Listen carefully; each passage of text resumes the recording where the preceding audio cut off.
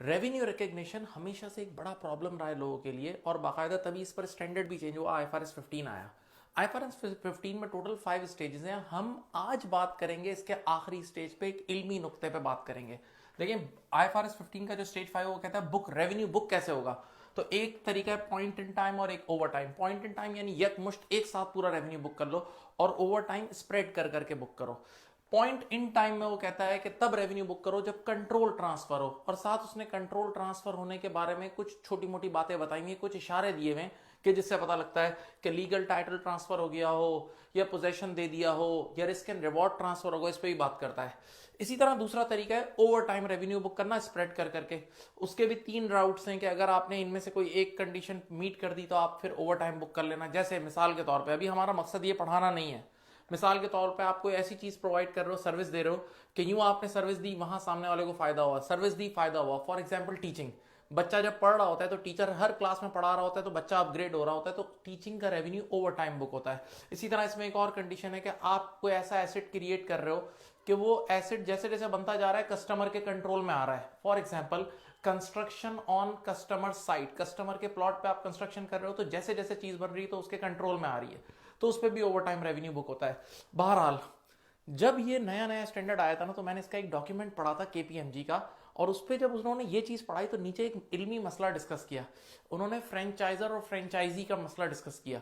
For example, जब McDonald अपना franchise किसी को देता है ना, तो वो एक वन ऑफ फीस चार्ज करता है। लेटेस्ट से 10 साल के लिए अगर फ्रेंचाइज दिया ना, तो उन्होंने फॉर एग्जाम्पल $1 मिलियन की वन ऑफ फीस चार्ज की, और उसके बाद एक वेरिएबल अमाउंट चार्ज करता है जितनी जितनी सेल होती है। तो वेरिएबल अमाउंट 8-10% या 12% डिपेंड करता है, हर ब्रांड का अपना अपना। तो ये तो बात समझ में आती है कि जो वेरिएबल अमाउंट है वो तभी रेवेन्यू बुक होगा, वो तभी मैकडोनल्ड उसको रेवेन्यू बुक करेगा जब वो माल बिकेगा और जब जैसे जैसे सेल होगी। सवाल ये है कि जो वन टाइम फ्रेंचाइज की जो फीस चार्ज की थी मैकडोनल्ड ने उस फ्रेंचाइजी से, वो एकदम बुक होगी या ओवर टाइम बुक होगी।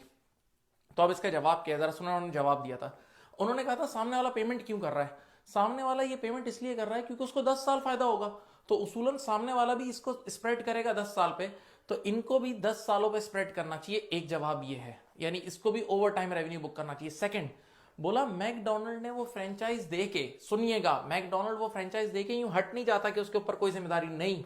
मैकडोनल्ड साथ खड़ा रहता है उसके, नई प्रोडक्ट्स लॉन्च करता है, फ्यूचर में मार्केटिंग करता है, उस ब्रांड को और मजबूत से मजबूत करता है ताकि सामने उस बंदे को भी फायदा और मजीद फ्रेंचाइजी आए। तो मैकडोनल्ड के ऊपर जिम्मेदारियां हैं।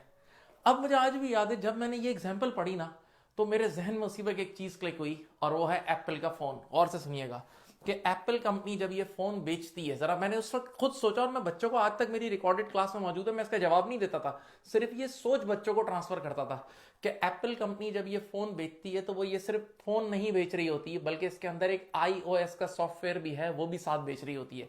तो जरा सोचें, एप्पल कंपनी इसका जो हार्डवेयर है वो तो एकदम कंट्रोल ट्रांसफर कर देती है, लेकिन इसका जो सॉफ्टवेयर एप्पल कंपनी बेच रही होती है उसका फायदा आपको आहिस्ता आहिस्ता करके हो रहा होता है। और जरा गौर से सोचें, एप्पल कंपनी इस फोन को ट्रांसफर करके आजाद नहीं हो जाती, बल्कि वो इस सॉफ्टवेयर को फ्यूचर में अपडेट करने की भी जिम्मेदार है, क्योंकि एप्पल के सामने सैमसंग जैसा कॉम्पिटिटर है, तो हर 3-4 महीने में आप देखते हो iOS का अपडेट आता है। इसका मतलब एप्पल कंपनी की कुछ रिस्पॉन्सिबिलिटीज बाद में भी हैं। तो मैं बच्चों को हमेशा बोलता था आप लोग देख लीजिएगा। तो अभी रिसेंटली मेरे एक दोस्त हैं यूके में, और वो बड़े आईएफआरएस के स्पेशलिस्ट भी हैं, और बहुत बहुत मोहब्बत वाला ताल्लुक है।